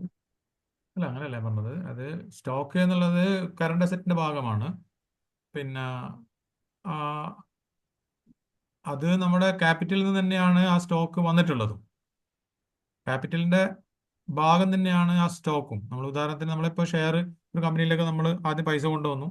ആ പൈസ നമ്മൾ ഫർണിച്ചർ വാങ്ങിക്കാനോ മെഷീനറി വാങ്ങിക്കാനോ സ്റ്റോക്ക് വാങ്ങിക്കാനോ ഒക്കെ ഉപയോഗിക്കും. ആർത്തിനാണ് സ്റ്റോക്ക്. അപ്പോൾ എന്ന് പറഞ്ഞാൽ സ്റ്റോക്ക് എന്നുള്ളത് ആ ഒരു ബിസിനസിന്റെ മുന്നോട്ടുള്ള പോക്കിൽ വളരെ പ്രധാനപ്പെട്ട ഒരു ഘടകമാണ്. അതിന് സക്കാത്ത് ചുമത്തുക എന്നുള്ളത് ഒരു എക്കണോമിക് പ്രിൻസിപ്പിളിന് പറ്റിയതല്ല. അതതിന് ന്യായമുള്ളൂ. നിങ്ങൾ പറഞ്ഞ പോലെ സ്റ്റോക്ക് അതിൽ വേറെന്താണെങ്കിലും പ്രശ്നമുള്ളത് നിങ്ങൾ ചോദ്യം ഒന്നുകൂടി അല്ല, 1 ഇയർ നമ്മൾ സ്റ്റോക്ക് വാങ്ങിച്ചിട്ട് അത് വിൽക്കാണ്ടിരിക്കുകയാണെങ്കിൽ, വിറ്റ് പോയിട്ടില്ല എങ്കിൽ അതിന്റെ പുറത്ത്, അതിന്റെ വാല്യൂന്റെ പുറത്ത് നമ്മൾ സക്കാത്ത് കൊടുക്കണ്ടേ? ഇല്ല എന്നാണ് പറയുന്നത്. കാരണം അത് നിങ്ങൾ 1 ഇയർ ആയാലും ഹാഫ് മന്ത് ആയാലും 2 ഇയർ ആയാലും ഒക്കെ തന്നെ ഇറ്റ് ഈസ് യുവർ ക്യാപിറ്റൽ എന്താണ് നിങ്ങൾ ആ ബിസിനസ് ചെയ്യാനൊക്കെ അത് ആവശ്യമായ ഇനിഷ്യൽ ആയുധാണ്. ക്യാപിറ്റലിനകത്ത് വരില്ല. ഇനിഷ്യൽ ക്യാപിറ്റലിനകത്ത് വരില്ല സർ. നമ്മൾ എന്താണ് ഇനിഷ്യൽ മറ്റു ക്യാപിറ്റൽ സ്കോളേഴ്സിന്റെ വരണ്ട. ടോക്സ് പിന്നീട് വന്നാലും കേൾക്കുമ്പോൾ ശരി. അവിടെ ഇനീഷ്യൽ ക്യാപിറ്റൽ വന്നില്ല, ശരി. പിന്നീടുള്ള ക്യാപിറ്റലും അത് എപ്പോ വരുന്നു എന്നുള്ളതല്ല, അതിന്റെ nature of head. But 1 year അത് സാർ പറഞ്ഞതുപോലെ 1 ഇയർ അത് ഇതായിട്ട് ഇരിക്കുകയല്ലേ? അത് എന്താ പറയാ, സർക്കുലേറ്റ് ചെയ്യുന്നില്ലല്ലോ മണി. 1 ഇയർ ആയിട്ട് അവിടെ ഇരിക്കുകയാണ് ആ സ്റ്റോക്ക്. അങ്ങനെയല്ല മാഡം ഞാൻ പറയണത്. സർക്കുലേറ്റ് ചെയ്യുക എന്ന് പറഞ്ഞു കഴിഞ്ഞാല് അത് നമ്മളതിൻ്റെ ഒരു എക്സ്ട്രീമിലേക്ക് പോകേണ്ടതില്ല. നമ്മളൊരു ബിസിനസ് ഉദ്ദേശിച്ചുകൊണ്ട് നമ്മളൊരു ഒരു 20 ലക്ഷം രൂപ പിന്നെ പ്രൊജക്റ്റ് ചെയ്തിട്ടുള്ള ഒരു ഷോപ്പ് തുടങ്ങുകയാണ്. ഓക്കെ. അപ്പൊ അതില് കുറെ ഭാഗം അതിന്റെ ബിൽഡിങ്ങും ഫർണിച്ചറും എക്യുപ്മെന്റും ഒക്കെ ആയിരിക്കും. ഒരു 10 ലക്ഷം അതിന്റെ സ്റ്റോക്ക് ആയിരിക്കും. അപ്പൊ സ്റ്റോക്ക് ഉണ്ടെങ്കിൽ മാത്രമേ ആ ബിസിനസ് നടക്കുകയുള്ളൂ. അത് നടക്കൂല ബിസിനസ്. സ്റ്റോക്കില്ലാതെ എംപ്റ്റി ബിൽഡിങ്ങിൽ ആ കച്ചവടം നടക്കില്ല. അപ്പൊ അതുകൊണ്ട് അതെ സർ. ആ സ്റ്റോക്ക് നിങ്ങൾക്ക് ഒരു പക്ഷേ തുടക്കത്തിൽ തന്നെ ഉണ്ടായിക്കൊള്ളണമെന്നില്ല. നിങ്ങൾ ബിസിനസ് സ്റ്റാർട്ട് ചെയ്യുന്ന സമയത്ത് നിങ്ങൾ ക്യാപിറ്റൽ എന്നുള്ള അതിന്റെ പദം വിട്ടുകളാ. പദം അതല്ല വിട്ടുകളാ. സാർ, 1 ഇയറിലേക്ക് നമ്മളിപ്പോ സ്റ്റോക്ക് വാങ്ങിക്കുന്നു, വിൽക്കുന്നു. അല്ല, നമ്മൾ അല്ലെങ്കിൽ മാനുഫാക്ചർ ചെയ്യുന്നു, എന്തിരുന്നാലും. ബട്ട് നമ്മുടെ കയ്യിൽ 1 ഇയറിലത്തേക്ക് ഒരു സ്റ്റോക്ക് റെഡി ആയിട്ട് ഇരിക്കുന്നു, വിറ്റ് പോയിട്ടില്ല എങ്കിൽ, അതിപ്പോ നമ്മളിപ്പോ ഒരു ലാൻഡിനകത്ത് ഇൻവെസ്റ്റ് ചെയ്യുന്ന പോലെ മണി അതിനകത്ത് ഇൻവെസ്റ്റ് ചെയ്ത് കിടക്കുകയാണ് അവിടെ. അതെ, അങ്ങനെയാണെങ്കിലോ? ഇല്ല, കുഴപ്പമില്ല. കാരണം എന്ന് പറഞ്ഞാൽ നിങ്ങൾ അവിടെ കൊണ്ടുവച്ചിട്ടുള്ള സ്റ്റോക്ക് മുഴുവൻ നിങ്ങൾ കസ്റ്റമേഴ്സിനെ ഉദ്ദേശിച്ചുകൊണ്ട് കൊണ്ടുവച്ചാണല്ലോ. കസ്റ്റമേഴ്സ് പിന്നെ പൂർണ്ണമായും വന്നിട്ടില്ലെങ്കിൽ, അല്ലെങ്കിൽ ആവശ്യത്തിന് വന്നിട്ടില്ലെങ്കിൽ, അത് നിങ്ങൾ റഷിക കുറ്റമൊന്നുമല്ല. റഷി റഷിക അവര് ഉദ്ദേശിക്കുന്ന സ്റ്റോക്ക് എക്സ്ചേഞ്ചിൽ സ്റ്റോക്കാന്ന് തോന്നുന്നു. ഓ, അല്ല അല്ലാണ്ട് അല്ല, ഈ ഒരു സ്റ്റോക്ക് തന്നെയാ. ബിസിനസ്സിൽ വരുന്ന സ്റ്റോക്ക് തന്നെയാണ് ഉദ്ദേശിച്ചത്. അല്ല, ഓക്കെ. അല്ല, അങ്ങനെയല്ല മാഡം. അതിന് ആ സ്റ്റോക്കിന് എന്താണ്, ഒരു കൊല്ലം നമ്മൾ ആ സ്റ്റോക്ക് അവിടെ വെച്ചു എന്നുള്ളത് നമുക്ക് സ്റ്റാഗ്നേഷൻ സംഭവിച്ചു എന്നതിന് അർത്ഥമില്ല. കാരണം from your and you have done your part. നിങ്ങൾ ഷോറൂം തുറന്നു, സ്റ്റോക്ക് കൊണ്ടുപോയിട്ടു, കസ്റ്റമേഴ്സ് വന്ന് വാങ്ങിക്കണം. കസ്റ്റമേഴ്സ് വന്ന് വാങ്ങിച്ചിട്ടില്ല, അത് കുറച്ച് ബാക്കിയായി പോയി എന്നുള്ളത് കൊണ്ട് സക്കാത്ത് ചുമത്തുന്ന ഒരു പരിപാടി ഇല്ല. അതൊരു ഒരു കോമൺ ലോജിക്കിന് പറ്റില്ല. അതാണ് എനിക്ക് തോന്നുന്നത്. ഇൻഷാ അല്ലാ. നല്ല ഡിസ്കഷൻ ഹലോ എന്തായാലും. വേറെ ഹലോ അസ്സലാമു അലൈക്കും. ഇസ്ലാം ഹലോ ഒരു ഡൗട്ട് ആഷിഖ്. എന്ന് വെച്ചാല് അയ്യ സാർ സ്റ്റിൽ ആഷിഖ് പറയും. അതായത് ഒരു റിയൽ എസ്റ്റേറ്റിന് വേണ്ടിയിട്ട് ലാൻഡിന് വേണ്ടിയിട്ട് ഫോർ എക്സാമ്പിൾ 2 വർഷത്തെ പിന്നെ പേയ്മെന്റ് ആണ്. 1 വർഷം ഞാൻ അടച്ചു 50%. ഓക്കെ, ഞാൻ ആ 50% അടച്ചതിന് ശേഷം അടുത്ത വർഷത്തിന് വേണ്ടി ഞാനപ്പം 50% ഞാൻ ബാക്കി കടമാണ് അല്ലേ? അപ്പൊ ഞാൻ അടച്ച 50% ഞാൻ സക്കാത്ത് കൊടുക്കണം? ഇല്ലെന്നാണ് ഇപ്പൊ നേരത്തെ നിഹാൽ എന്ന് പറഞ്ഞ ആൾ ചോദിച്ചല്ലോ, സെയിം ചോദ്യം തന്നെയാണിത്. അത് നിങ്ങൾ ഒരു സംഗതി ഉദ്ദേശിച്ചുകൊണ്ട് പൂർണ്ണമായ സംഖ്യ നിങ്ങളുടെ കയ്യിലില്ല. ആദ്യത്തെ ഒരു വർഷം അടച്ചു, പിന്നെ ബാക്കി അടുത്ത വർഷം അടക്കാൻ പറ്റുള്ളൂ. അടക്കാനുള്ള ഉദ്ദേശം തന്നെയാണ് നിങ്ങൾക്ക്, അല്ലാതെ സക്കാത്തിൽ നിന്ന് ഇവേഡ് ചെയ്യാൻ വേണ്ടിയിട്ടല്ല. അപ്പോൾ നിങ്ങൾ ഒരു പ്രോജക്റ്റിലേക്ക് പോവുകയല്ലേ, പോകുന്ന വഴിയിൽ പിന്നെ നിങ്ങൾക്ക് വീണ്ടും സക്കാത്ത് ചുമത്തുക എന്നുള്ളൊരു സമീപനം ഇല്ല. ഓക്കെ. അല്ല, അതിൽ പക്ഷെ പൈസ ആദ്യം ഇൻവെസ്റ്റ് ചെയ്യുന്ന പൈസ സക്കാത്ത് കൊടുത്ത് ശുദ്ധീകരിച്ച പൈസ ആയിരിക്കണം എന്നുള്ള സംഗതി ഉണ്ടായില്ല. അതെല്ലായിടത്തും നേരത്തെ പറഞ്ഞിട്ടുണ്ട്. അത് പോയിന്റ് ഓഫ് ഒറിജിനൽ എല്ലാ സാധനവും പിന്നെ നിസാബ് അനുസരിച്ച് അത് സക്കാത്ത് കൊടുത്ത് ശുദ്ധീകരിച്ചിരിക്കണം. അതിനുശേഷമേ നമ്മൾ ഇൻവെസ്റ്റ് ചെയ്യുന്നതിനെ കുറിച്ച് ആലോചിക്കുന്നുള്ളൂ. അതായത് സാലറി കിട്ടുന്ന എമൗണ്ടിൽ നിന്ന് അത് പിന്നെ 10% പോകണം. സാലറി പല രീതിയിലല്ല നമ്മളല്ലേ, നമുക്ക് വരുമാനം എന്നുള്ളത് പല രീതിയിലായിരിക്കും. എവിടുന്ന് ആ സാധനം വന്നു കഴിഞ്ഞാലും ഈ സക്കാത്തിന്റെ ഒരു വളയത്തിലൂടെ പോയതിനു ശേഷം മാത്രമാണ് പിന്നെ അത് സമ്പത്തായി മാറുന്നത്. ഓക്കെ. അങ്ങനെ സക്കാത്ത് കൊടുത്തതിന് ശേഷം വരുന്ന ആ സാധനം ഒരു വർഷം വീണ്ടും സ്റ്റാഗ്നന്റ് ആയി കിടക്കുകയാണെങ്കിൽ മാത്രമേ അടുത്ത വർഷം തന്നെ സക്കാത്തുള്ളൂ. സാലറിന്റെ പറഞ്ഞപ്പോ പിന്നെ ഒരു കൺഫ്യൂഷൻ വന്നോന്നറിയില്ല. ചിലര് ചാറ്റിൽ ചോദിക്കുന്നുണ്ടായിരുന്നു പലരും എന്റെ നിസാബ് എത്രയാന്നുള്ളത്. അതുപോലെ തന്നെ സാലറിയുടേത് 2.5% ആണോ 10%? ഇപ്പൊ ലാസ്റ്റ് ചോദിച്ചാൽ 10% എന്ന് പറയുന്നത് കേട്ടു. ഒന്ന് ക്ലിയർ ചെയ്ത് കഴിഞ്ഞാൽ നല്ലതായിരിക്കും. സാലറി ഏറ്റവും കൂടുതൽ ആളുകൾ സാലറി ആണല്ലോ ഉപയോഗിക്കുന്നത്. അപ്പൊ സാലറി കിട്ടുന്നു, പിന്നെ അവരുടെ ഈ മിനിമം ഉള്ള ഒരു ചെലവിനെ കൺസിഡർ ചെയ്തുകൊണ്ട് എങ്ങനെയാണ് അത് ഫൈനലി ഒരു വർഷത്തിൽ സക്കാത്ത് കൊടുക്കുന്നതെന്നുള്ളതെന്ന് പറയുന്നത് നല്ലതായിരിക്കും തോന്നുന്നു. ഓക്കെ, നമ്മൾ നേരത്തെ പറഞ്ഞിട്ടുണ്ടായിരുന്നു, അത് ഒന്നുകൂടി അത് പറയാം. അതായത് അതിന് 2.5% തന്നെയാണ് സക്കാത്ത്. നേരത്തെ അത് കാണിച്ചിരുന്നല്ലോ. അതായത് ഇതെവിടെ പക്ഷെ അതിന്റെ ഇടയിൽ ആരോ 10% പറഞ്ഞു. ഞാൻ പറഞ്ഞ മുന്നേ 10% പറഞ്ഞു. ഞാൻ കേട്ടു. അതുകൊണ്ടാണ് ഞാൻ ഒന്നുകൂടെ പറഞ്ഞത്. അല്ല, അതാണ് ഈ സംഗതി. അല്ല, ചിലപ്പോൾ എൻ്റെ അടുത്ത് വാക്ക് തെറ്റിപ്പോയെന്ന് എനിക്കറിയില്ല. അതായത് ഇതിന്റെ ലോജിക്ക് ഇങ്ങനെയാണ് പോകുന്നത്. നമ്മൾ സേവിങ്സ് ആയിട്ട് സ്റ്റാഗ്നന്റ് ആയി വെക്കുന്ന സാധനങ്ങൾക്കാണ് സാധാരണഗതിയിൽ 2.5% സക്കാത്ത് ചുമത്തുന്നുള്ളത്. വരുമാനത്തിന്, ആദായത്തിന് 10% കൃഷിയിൽ നിന്ന് നമ്മൾ സ്വീകരിച്ച ആ ഒരു സമീപനം വെച്ചിട്ട് കാണുന്നത്. പക്ഷേ ശമ്പളം ഇതിൽ നിന്ന് വ്യത്യസ്തമാവുന്നത് എങ്ങനെയാണെന്ന് പറഞ്ഞാൽ, കച്ചവടം, വാടക, വ്യവസായം, കൃഷി എന്നതൊക്കെ നമ്മൾ വളർച്ചയുള്ള ഒരു ഇൻഡിപെൻഡന്റ് ആക്ടിവിറ്റിയാണ്. അതിൽ പടച്ചോന്റെ ഇടപെടലും ഹൈറും നെസ്സും ഒക്കെ ഉണ്ടാവും. ശമ്പളം എന്നുള്ളത് ഒരു മനുഷ്യന്റെ അധ്വാനവുമായി ബന്ധപ്പെട്ട ഒരു സംഗതിയാണ്. അതിന്റെ ഒരു ഹയർ എൻഡ് 10% ചുമത്തുക എന്നുള്ളത് യുക്തിസഹമല്ല. അതുകൊണ്ട് അതിന് നിലവിലുള്ള എന്താണ് ഈ സ്വർണത്തിന്റെ അല്ലെങ്കിൽ വെള്ളിയുടെ അല്ലെങ്കിൽ പണത്തിന്റെ സക്കാത്താണ് അതിന് 2.5% അതിന് ചുമത്തുന്നത്. അത് ഇപ്പോൾ ഒരാൾക്ക് അങ്ങനെയല്ല, അത് 10% കൊടുത്തേ മതിയാവുന്ന ഒരാൾ തീരുമാനിക്കേണ്ടത് വേറൊരു വിഷയമാണ്. പക്ഷെ ഇതിൽ ഒരു പക്ഷേ എന്താ പറയാ, കൂടുതൽ പഠനങ്ങളുടെ അടിസ്ഥാനത്തിൽ ഇതിന് വേറെ ഏതെങ്കിലും നിരക്ക് സ്വീകരിക്കണമോ എന്നുള്ളത് ഒരു ഗവേഷണ വിഷയമാണ്. പക്ഷെ എന്നെ സംബന്ധിച്ചിടത്തോളം ഞാൻ ഇതിൽ കണ്ടിട്ടുള്ള ലോജിക്ക് ഇത്രയേ ഉള്ളൂ. 10% എന്നുള്ളത് സ്വതന്ത്രമായി നടക്കുന്ന, വരുമാനം ഉണ്ടാക്കുന്ന, വളർച്ചാ യോഗ്യതയുള്ള ആ, സാമ്പത്തിക എക്കണോമിക് ആക്ടിവിറ്റിക്കുള്ളതാണ്. ശമ്പളം അങ്ങനെയല്ല. ഒരാൾ 8 മണിക്കൂറോ 10 മണിക്കൂറോ പണിയെടുത്തതിന് ശേഷം ഉണ്ടാകുന്ന സാധനമാണ്. രണ്ടിനും ഒരേ നിരക്കല്ല.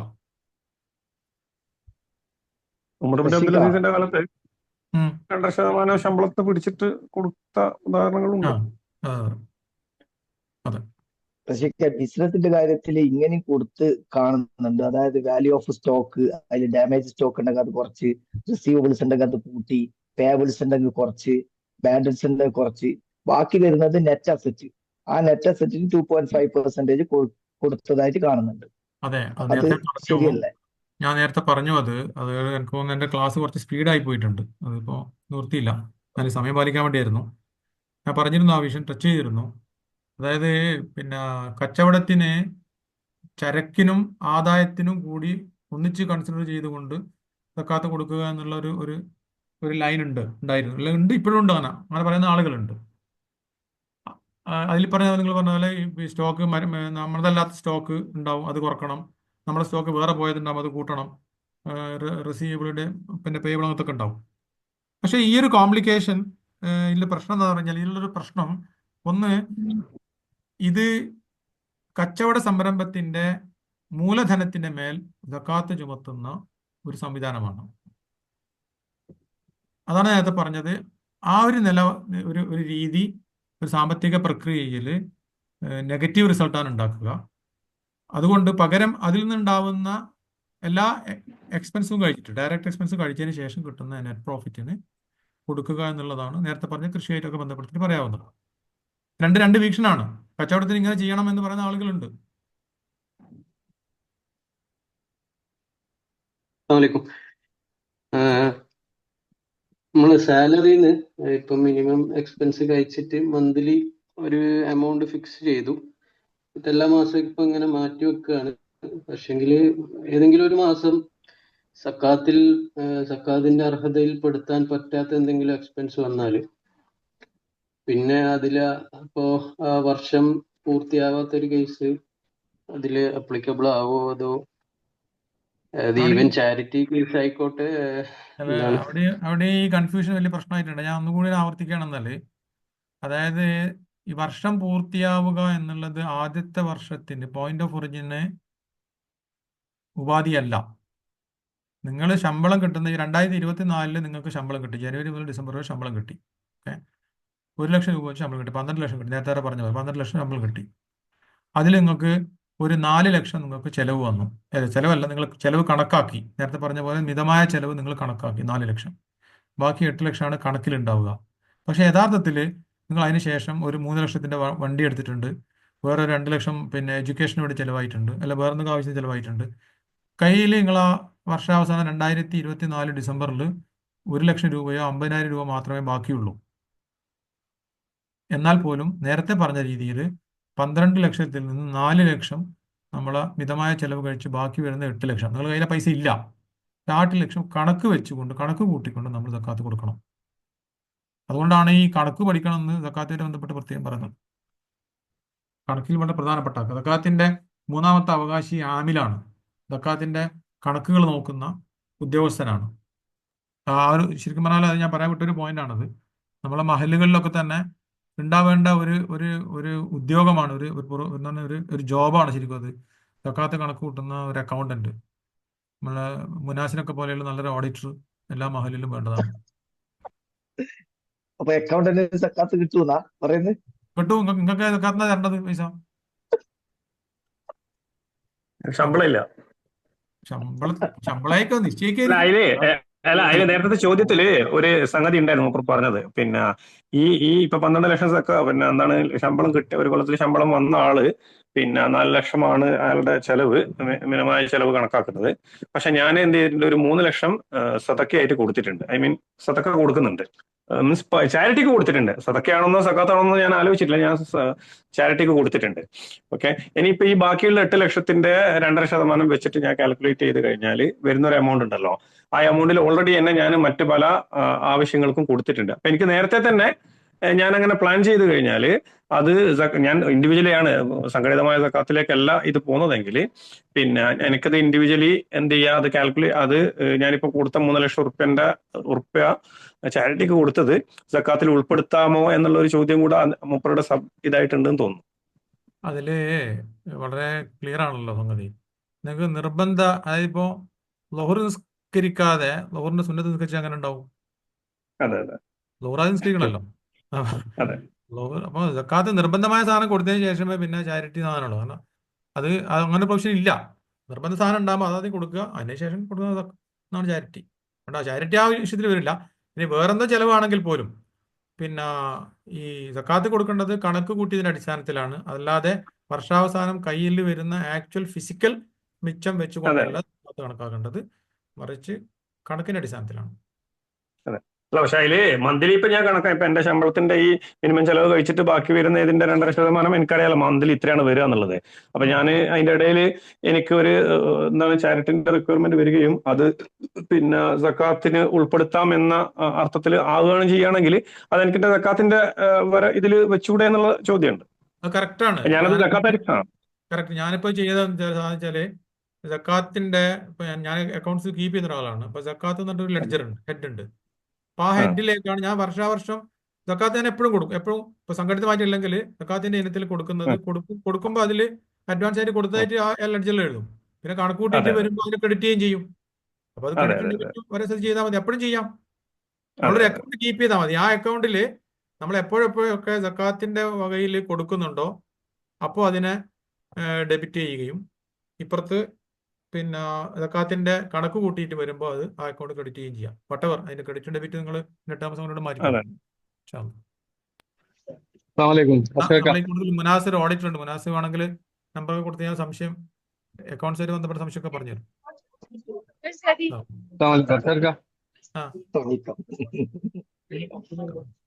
കേൾക്കുന്നുണ്ടാവോ? നെയ്മ് പറയും. ഞാൻ കുറച്ച് ലേറ്റ് ആയിട്ട് ജോയിൻ ചെയ്തത്, അതുകൊണ്ട് ഒരു പോയിന്റ് ഡിസ്കസ് ചെയ്തതൊന്നും അറിയില്ല.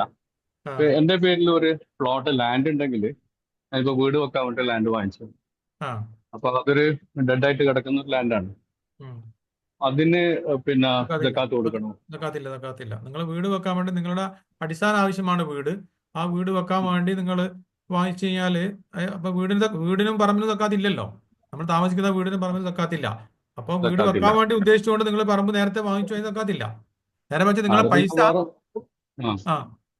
പൈസയുടെ ഇൻവെസ്റ്റ്മെന്റ് എന്നുള്ള അർത്ഥത്തിൽ ഗോൾഡ് പോലെ കാണുകയാണെങ്കിൽ മാത്രമാണ് ഇത് വരുന്നത്. എനിക്ക് വീട് വെക്കാൻ ഞാൻ പറയാം, വീട് വെക്കാൻ ചിലപ്പോൾ 20 സെന്റ് സ്ഥലം മതിയായിരിക്കും. ഞാൻ ഒരു ഏക്കർ സ്ഥലം എടുത്തു. അപ്പൊ 1 ഏക്കർ സ്ഥലം വീടും ചൂടിന്റെ ചുറ്റുവട്ടവും എന്നൊക്കെ ഉദ്ദേശിച്ചിട്ടായിരിക്കും എടുത്തിട്ടുണ്ടാവുക. അപ്പൊ അതിന് നമ്മൾ ബാക്കി ശരിക്കും ആക്സസ് അല്ലേ ശരിക്കും? അതൊക്കെ ഒരു കടന്ന കൈയാ. ഇപ്പൊ 25 സെന്റ് സ്ഥലത്തിന് ഞങ്ങൾക്ക് വീട് വെക്കാൻ 4 സെന്റ് വരെ. അല്ല, അങ്ങനെ ബാക്കിയുള്ള ഒരു ക്യാപിറ്റൽ അപ്രീസിയേഷൻ കൊടുക്കണത്.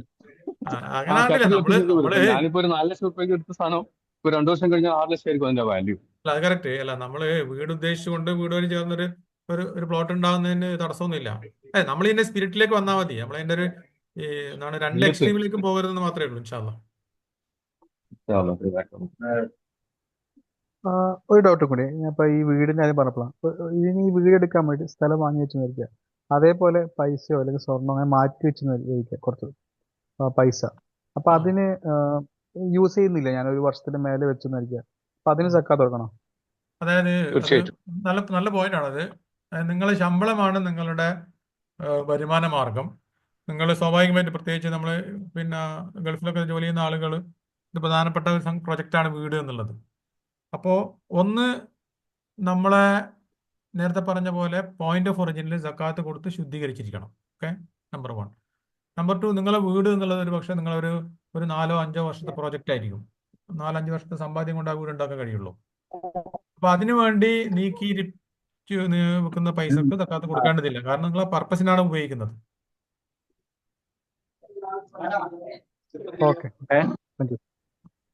എനിക്കൊന്നത് സോഴ്സിൽ ക്ലിയർ ചെയ്തതിന് ശേഷം പിന്നീട് രണ്ടാമതും അടുത്ത വർഷം വീണ്ടും അതിന്റെ മുകളിൽ കൊടുക്കണ്ടില്ല എന്നുള്ളത് തന്നെയല്ല പറഞ്ഞത്? അതെ.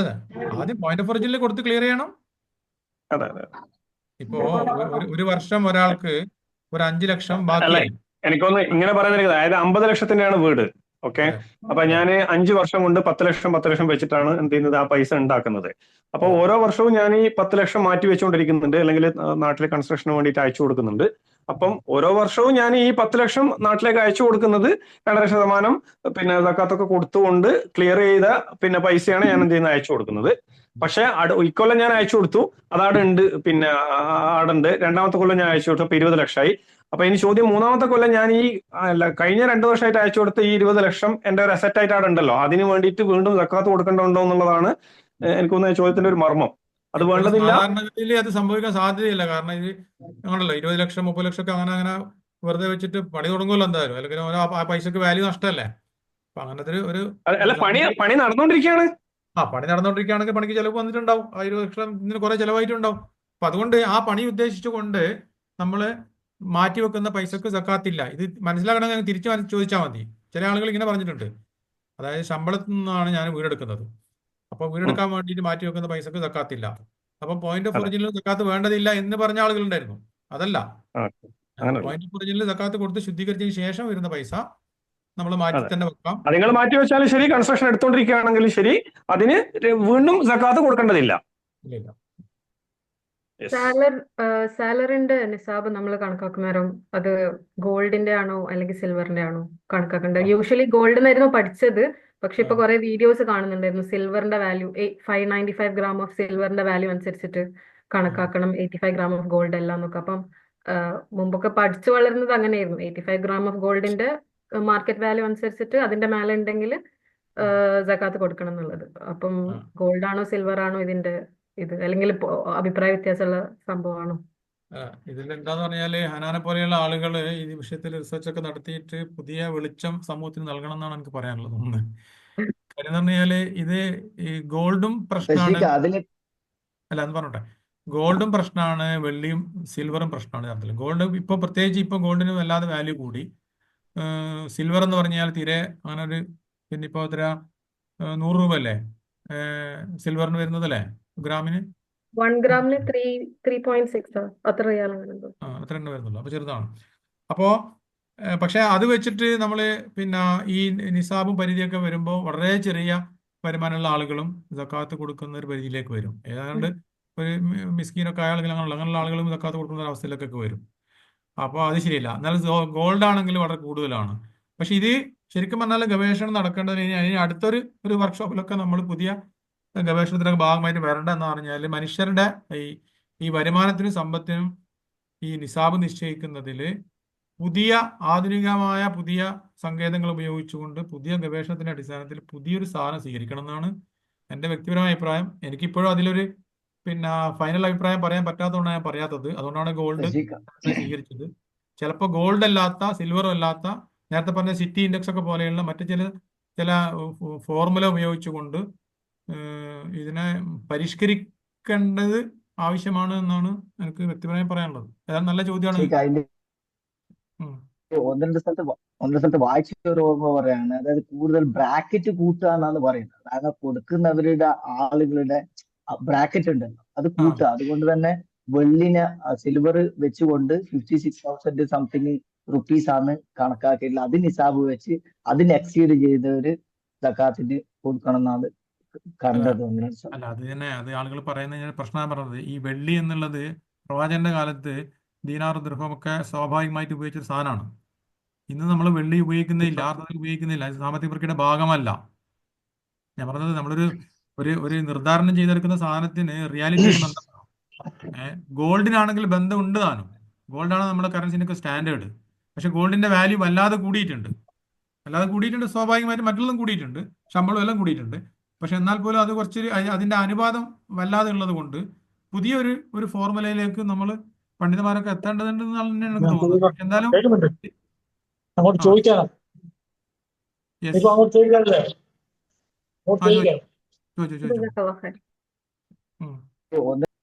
ഹലോ,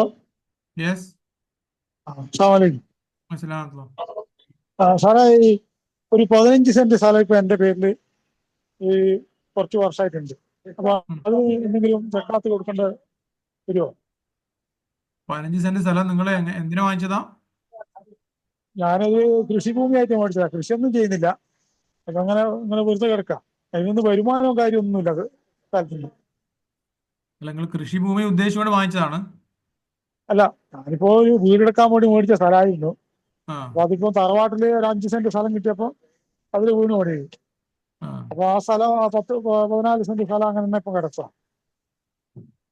അല്ല, എനിക്ക് തോന്നുന്നു ഈ 15 സെന്റ് എന്നൊക്കെ പറഞ്ഞ 14 സെന്റ് എന്നൊക്കെ പറഞ്ഞാൽ വളരെ ചെറിയൊരു ഭൂമിയാണ്. ചെറിയ ഇത് ഭൂമി. നിങ്ങൾ പിന്നെ പൈസ സേവ് ചെയ്യണമെന്ന ഉദ്ദേശത്തിൽ ചെയ്തതുമല്ല. ആ അല്ലല്ല. അർത്ഥത്തിൽ ഇതിന് ഇതൊക്കെ കൊടുക്കേണ്ടതില്ല. കൃഷി 15 സെന്റൊക്കെ. പിന്നെ ഒരു സംശയം, അല്ല, ഒരു നമ്മളിപ്പോ മിനിറ്റ്, ഇതിൽ ആ വിഷയം ആ പറയുമ്പോൾ തന്നെ ഈ ഒരു വിഷയത്തിൽ ആളുകൾ അവ്യക്തത ഉണ്ടാവും. ഈ ഭൂമിക്ക് സക്കാത്ത് എന്ന് പറയുന്നത് വരുന്ന എവിടെയാന്ന് പറഞ്ഞാല്, ഈ നമ്മള് ഉം, പണം സേവ് ചെയ്യുന്നതിന് നമ്മൾ പല രീതി ഉപയോഗിക്കാം. അതെ അതെ, പണം സാധാരണ പണം ലാൻഡിനായിട്ട് ഉപയോഗിക്കണം. ഫിക്സഡ് ഡെപ്പോസിറ്റ് ആയിട്ട് ഉപയോഗിക്കാം, ഗോൾഡ് ആയിട്ട് ഉപയോഗിക്കാം. ചില ആളുകൾ അത് പറമ്പായിട്ട് ഉപയോഗിക്കണം. അപ്പൊ അതില് കൃഷി യോഗ്യമല്ലാത്ത ഒരു തരിശു ഭൂമിയായിട്ട് അങ്ങനെ കിടന്നിട്ട് അതിലാണ് ഇൻവെസ്റ്റ് ചെയ്തിട്ടുണ്ടെങ്കിൽ സ്വാഭാവികമായിട്ടും സക്കാത്ത് തരും. ഈ ചെറിയ ചെറിയ സാധനമൊക്കെ തന്നെ ഒരുപക്ഷെ നിങ്ങളുടെ അവസ്ഥ എനിക്ക് അറിയില്ല. അതൊക്കെ എന്താണ് നിങ്ങൾ ചെറിയൊരു സാധനം എന്നുള്ള അർത്ഥത്തിൽ അതിനൊക്കെ സക്കാത്ത് ചുമത്തുക എന്നുള്ള ഒരു ക്രൂരതയൊന്നും ഇസ്ലാമിന്റെ നീതിബോധത്തിൽ ഇല്ല എന്നാണ് ഞാൻ മനസ്സിലാക്കുന്നത്.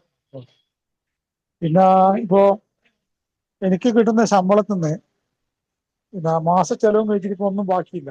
ഇപ്പോൾ മിനിമം ഇന്ത്യയിലാണെങ്കിൽ ഒരു 20,000 25,000 ശമ്പളം. അപ്പൊ ഇന്ന് വീട്ടു ചെലവും കഴിച്ചിട്ട് നമ്മളെ കയ്യിൽ ഒന്നും ഒരു 5,000 10,000 ബാക്കി വന്നാൽ ആ ബാക്കി വരുന്ന സംഖ്യ നമ്മളെ കടം വിടാനായിട്ട് ഉപയോഗിക്കുക. ഇപ്പൊ മോളെ കല്യാണം കഴിഞ്ഞിട്ടുണ്ടാവും, അല്ലെങ്കിൽ വീടെടുത്ത കടം ഉണ്ടാവും. പിന്നെ ആ കടം വിടാൻ വേണ്ടി ഉപയോഗിക്കുക. അപ്പൊ ആ കടം വിടാൻ വേണ്ടി ഉപയോഗിക്കുന്ന ആ പണത്തിന് നമ്മൾ സക്കാത്ത് കൊടുക്കണ്ടോ? അത് നേരത്തെ ഇത് റാസിഖ് മാഷല്ലേ? അറിയില്ല, ശരിക്കട്ടെ. അല്ല, ഇതില് പിന്നെ നേരത്തെ നമ്മൾ പറഞ്ഞിരുന്നു, ഇത് നിങ്ങൾ സക്കാത്ത് കൊടുക്കേണ്ടത് നിങ്ങൾക്ക് വേറെ നിലക്ക് കടമുണ്ടോ ഇല്ലയോ എന്നുള്ളതല്ല. നിങ്ങൾ കൃത്യമായി നേരത്തെ പറഞ്ഞ പോലെ തന്നെ നിങ്ങളെ വരുമാനം കണക്കാക്കുന്നു, നിങ്ങളുടെ മിനിമം ചെലവുകൾ നിങ്ങൾ കണക്കാക്കുന്നു, കടിച്ച് ബാക്കിയുള്ള പൈസ നിങ്ങൾ ഈ പറഞ്ഞ നിസാബ് എത്തുകയാണെങ്കിൽ നിങ്ങൾ പറഞ്ഞ നിരക്ക് പ്രകാരം കൊടുക്കണം എന്നതേ ഉള്ളൂ. നിങ്ങൾ പറഞ്ഞ കേസിൽ 25,000 പിന്നെ ശമ്പളം വാങ്ങിക്കുകയും അതിന്റെ ചെലവുണ്ടാക്കുകയും ചെയ്യുന്ന ആളുകൾക്ക് സാധാരണഗതിയിൽ ഒരു സക്കാത്ത് കൊടുക്കുന്ന ഒരാളാവാൻ സാധ്യതയില്ല എന്നാണ് മനസ്സിലാക്കുന്നത്. കടം കൂടി അതായത് വീട്ടുന്നു. നിസാബ് എത്തൂല, ആ കേസിൽ നിസാബ് എത്തൂല. 5,000 മറ്റോ ആണ് ബാക്കിയുള്ളത്, മാസത്തിൽ ബാക്കിയുള്ളത്. ആ പൈസ പിന്നെ പഴയ കടം നീട്ടാൻ ഉപയോഗിക്കുന്നു. എന്തിനു ഉപയോഗിക്കുന്നു എന്നല്ല വിഷയം. ആ ബാക്കിയായ പൈസ ഒരു കൊല്ലത്തേക്ക് കണക്കാക്കി കഴിഞ്ഞാലും നിസാബ് എത്തൂല. കയറി വന്നൊരു വർഷത്തേക്ക് 1,00,000 ബാക്കി ഉണ്ടാവും. അത് നമ്മളിപ്പോ ഒരു 10-15 ലക്ഷം റുപ്യ കടം ഉണ്ടാവും. ഇപ്പൊ മകളെ കല്യാണം കഴിഞ്ഞിട്ടുണ്ടെങ്കിൽ വീട് പണിയൊക്കെ ഒരുമിച്ച് അടക്കുകയാണെങ്കിൽ നമുക്ക് അന്യർക്ക് കൊടുക്കാനും ബാങ്കും വായ്പയിൽ അടക്കാനായിട്ട് 10-15 ലക്ഷം റുപ്യ കട ഉണ്ടെങ്കിൽ ആ കട ഇങ്ങനെ കൂട്ടിക്കൊടുക്കാം. അപ്പൊ അതിന് നമുക്ക് സക്കാത്ത് കൊടുക്കേണ്ട വരില്ല അല്ലേ? ചിലപ്പോൾ സക്കാത്തിന് അർഹനായിരിക്കും. സാർ, ഒരു ഡൗട്ട് സക്കാത്തിന് ചോദിച്ചോട്ടെ? അർഹനായിരിക്കും. സാർ, ഇപ്പോ ഒരു അദ്ദേഹം ചോദിച്ചില്ലേ, അദ്ദേഹത്തിന് 5 സെന്റിലൊരു വീടുണ്ട്, 15 സെന്റ് അദ്ദേഹത്തിന് വെറുതെ ലാൻഡ് കിടക്കുകയാണ്. അപ്പൊ ആ ലാൻഡിന് നമ്മൾ ടാക്സ് മീൻസ് എന്താണ് സക്കാത്ത് കൊടുക്കണ്ടെന്ന് സാർ പറഞ്ഞു. അത് എന്ത് ബേസിസിലാണ് കൊടുക്കണ്ടെന്ന് പറയുന്നത്? അത് ആക്ച്വലി കൊടുക്കണ്ടേ? അതിന്റെ വാല്യൂ, മാർക്കറ്റ് വാല്യൂ ബേസ് 2.5% നമ്മൾ സക്കാത്ത് കൊടുക്കണ്ടേ? അല്ല, അത് ഞാൻ പറഞ്ഞത് ഈ 15 സെന്റ് അത് പറയാന്ന് പറഞ്ഞാൽ നമ്മൾ എല്ലാ കാര്യത്തിനും അതിൻ്റെ ഒരു മിതമായ അവസ്ഥ ഉണ്ട്. നമ്മൾ വസത്ത് എന്ന് പറയും. ഒരു ബാലൻസ് പൈസ കൊണ്ട് മേടിച്ചതല്ല അത്. അല്ല, അത് എന്തുകൊണ്ട് മേടിച്ചാൽ പോലും അതെ, നിങ്ങള് അദ്ദേഹം വീടെടുക്കണം എന്ന് ഉദ്ദേശിച്ച് വാങ്ങിച്ചതാണ്. പിന്നെ കൃഷി ചെയ്ത് നടക്കുന്നില്ല. ഇപ്പം വീടെടുക്കാനുള്ള വേറെ 4 സെന്റിൽ വേറെ വീടുണ്ട്, ഉദ്ദേശമില്ല. അപ്പൊ സാർ, ആ മണി അവിടെ ബ്ലോക്ക് ആയിട്ട് കിടക്കുകയല്ലേ? ആ 15 സെന്റിന്റെ മണി അവിടെ ബ്ലോക്ക് ആയിട്ട് കിടക്കുകയല്ലേ? സർക്കുലേറ്റ് ആവുന്നില്ലല്ലോ സാർ പറഞ്ഞ പോലെ ആണെങ്കിൽ.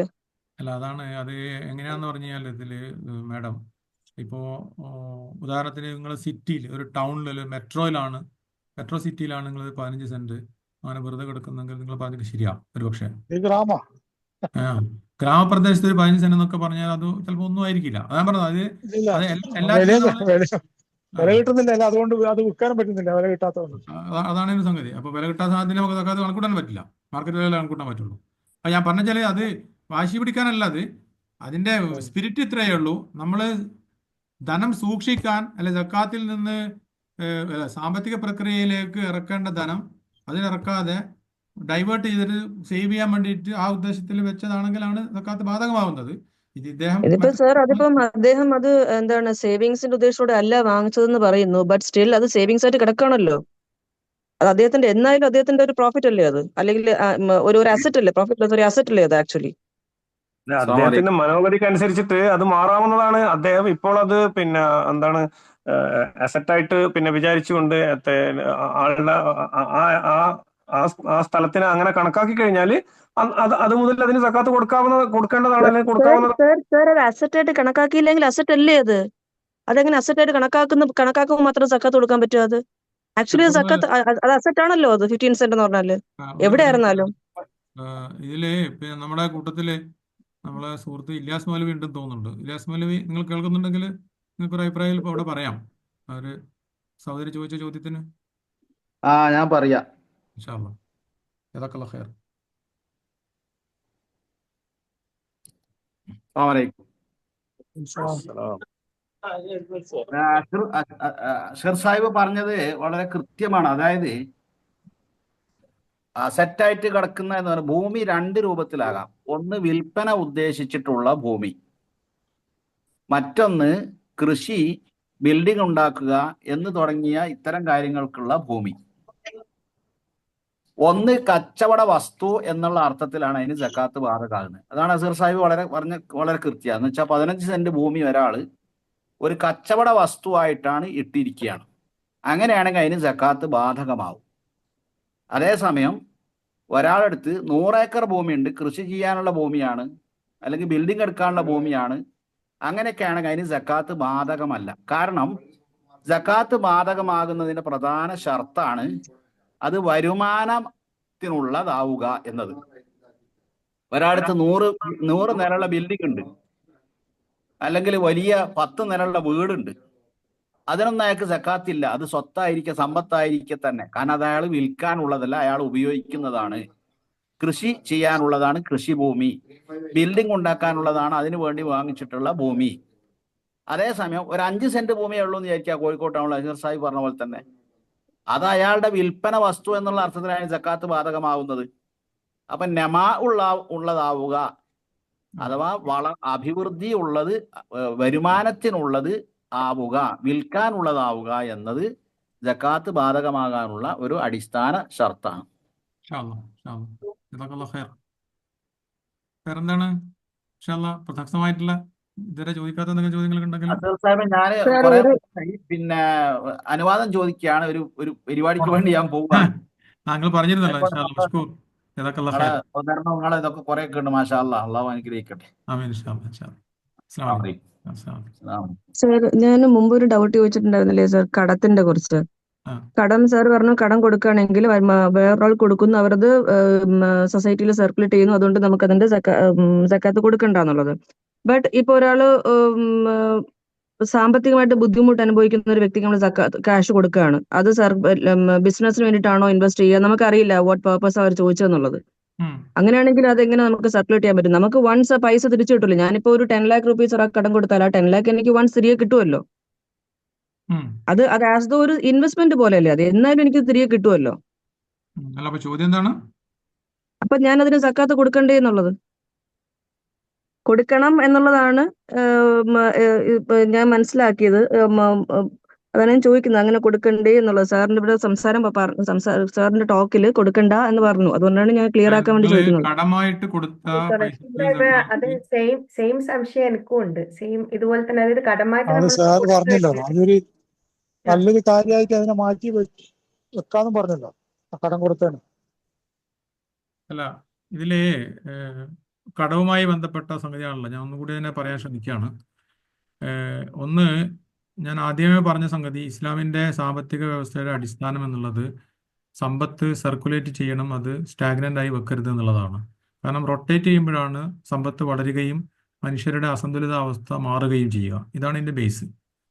അപ്പോൾ ഈ വായ്പ എന്നുള്ളത് ആ മനുഷ്യന് അവന് കൈകാര്യം ചെയ്യാവുന്ന രൂപത്തിൽ സ്വത്ത് അല്ലെങ്കിൽ സമ്പത്ത് ഇല്ലാത്തത് കൊണ്ട് ആണ് സഹോദരനായ മറ്റൊരാൾ ചോദിക്കുന്നത്.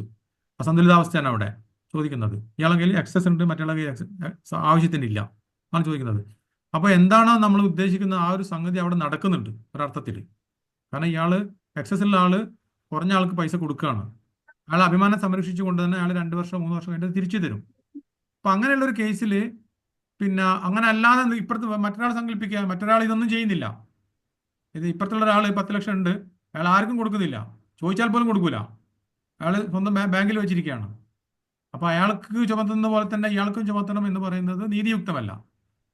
അപ്പോൾ സമൂഹത്തിൽ പിന്നെ പോവർട്ടി ഇറാഡിക്കേറ്റ് ചെയ്യാനും പിന്നെ ശാക്തീകരണം ഉണ്ടാക്കാനും അഭിവൃദ്ധി ഉണ്ടാക്കാനും പറ്റുന്ന രൂപത്തിൽ ഒരാൾ കടം കൊടുത്തിട്ടുണ്ടെങ്കിൽ ആ കടം കൊടുത്ത പീരീഡിൽ സക്കാത്ത് കൊടുക്കേണ്ടതില്ല എന്നുള്ളതാണ് ഒരു എന്താണ് ശക്തമായ അഭിപ്രായം. ഇനി ഒരാൾക്ക് കൊടുക്കുന്നതുകൊണ്ട് ദോഷമൊന്നുമില്ല, ഇപ്പോൾ കൊടുത്തോട്ടെ. ഇത് മാത്രമല്ല റിസീവ് ചെയ്ത ആള് പലപ്പോഴും കച്ചവടത്തിലൊക്കെയാണ് ഇൻവെസ്റ്റ് ചെയ്തത് എങ്കിൽ ആ കച്ചവടത്തിൽ ഇൻവെസ്റ്റ് ചെയ്തതനുസരിച്ചിട്ട് ആ റിസീവ് ചെയ്ത ആള് ചിലപ്പോൾ സക്കാത്ത് കൊടുക്കുന്നുണ്ടാവും. അത് അതിന്റെ സാമ്പത്തിക പ്രക്രിയ വേറെ തുടർന്നോളും. അതല്ല ചോദിക്കാം, തിരിച്ചു കിട്ടുന്ന ഉറപ്പുള്ള ഒരു കടാണെങ്കിൽ അത് നമ്മളെ ഉടമസ്ഥാവകാശം നമ്മളടുത്ത് തന്നെയല്ലേ ഉള്ളത്? അല്ല അത് തിരിച്ചു കിട്ടിക്കഴിഞ്ഞാൽ കൊടുക്കാമല്ലോ. നമ്മളത് പൂർണ്ണമായ ഉടമസ്ഥാവകാശം ഇല്ല മാഡം. നമ്മളത് തിരിച്ചു കിട്ടുമെന്ന് ഉറപ്പ് എന്ന് പറഞ്ഞാൽ ആൾ പറഞ്ഞ ഉറപ്പാണ്. അതിനപ്പുറത്ത് ഫിസിക്കലി നമ്മളെ കയ്യിൽ ക്യാഷ് ഇല്ല. നാളെ അയാൾ മരണപ്പെടാം, അല്ലെങ്കിൽ അയാൾക്ക് വേറെ സംഭവിക്കാം, ഇല്ല. അത് വേറെ അങ്ങനെയാണെങ്കിൽ മ്യൂച്വൽ ഫണ്ട് ഫിസിക്കലി നമ്മുടെ കയ്യിലില്ലല്ലോ സർ. മ്യൂച്വൽ ഫണ്ട് ആയാലും ഫിസിക്കലി നമ്മുടെ കയ്യിലില്ലല്ലോ. ആദ്യം ഒരു അദ്ദേഹം ചോദിച്ചിരുന്നില്ലേ? അല്ല, മ്യൂച്വൽ ഫണ്ട് എന്ന് പറയുന്നത് നിങ്ങൾ ലീഗലി ഉള്ള കോൺട്രാക്ട് ആണ്. പിന്നെ നിങ്ങൾക്ക് പൈസ കയ്യിലുണ്ടോ എന്നുള്ളതല്ല. പൈസ എന്ന് പറഞ്ഞാൽ പൈസ മാത്രമല്ലല്ലോ, ഇപ്പൊ ഡിജിറ്റൽ ആണല്ലോ എല്ലാ സാധനം. അതൊരു ബിസിനസ് ആണല്ലോ. അതെ. നോമ്പ് തുറക്കേണ്ട സമയമായി. അസ്സലാമു അലൈക്കും. നിലവിലെ ധാരണകളെ പുനർവായിക്കാനും കാലത്തിന്റെ തേടലുകൾ ഉപയോഗപ്പെടുത്താനും ആഴത്തിൽ ചിന്തിക്കാനും ഒരു അവസരമായിരുന്നു ഈ സക്കാത്ത് വർക്ക്ഷോപ്പ്. അൽഹംദുലില്ലാ, പങ്കെടുത്ത എല്ലാ സഹോദരങ്ങളോടും ഹൃദയം നിറഞ്ഞ നന്ദി. അർഷാദ് കാക്ക് പ്രത്യേക നന്ദി. ഹൈലി എൻകറേജിംഗ് നോളജബിളും ആയിരുന്നു ഈ സെഷൻ. അൽഹംദുലില്ലാ, നമുക്ക് എല്ലാവർക്കും നല്ലൊരു ഓപ്പണിംഗ് ആണ് കിട്ടിയത്. നല്ല ചർച്ചകളും നടന്നു. സമയക്കുറവുള്ളതുകൊണ്ട് എല്ലാ സംശയങ്ങളും ഇവിടെ ചർച്ച ചെയ്യാൻ നമുക്ക് പറ്റിയിട്ടില്ല. നിങ്ങൾക്ക് എല്ലാ സംശയങ്ങളും വാട്സാപ്പ് ഗ്രൂപ്പ്. ഒരിക്കൽ കൂടി എല്ലാവർക്കും നന്ദി. അസ്സലാമു അലൈക്കും.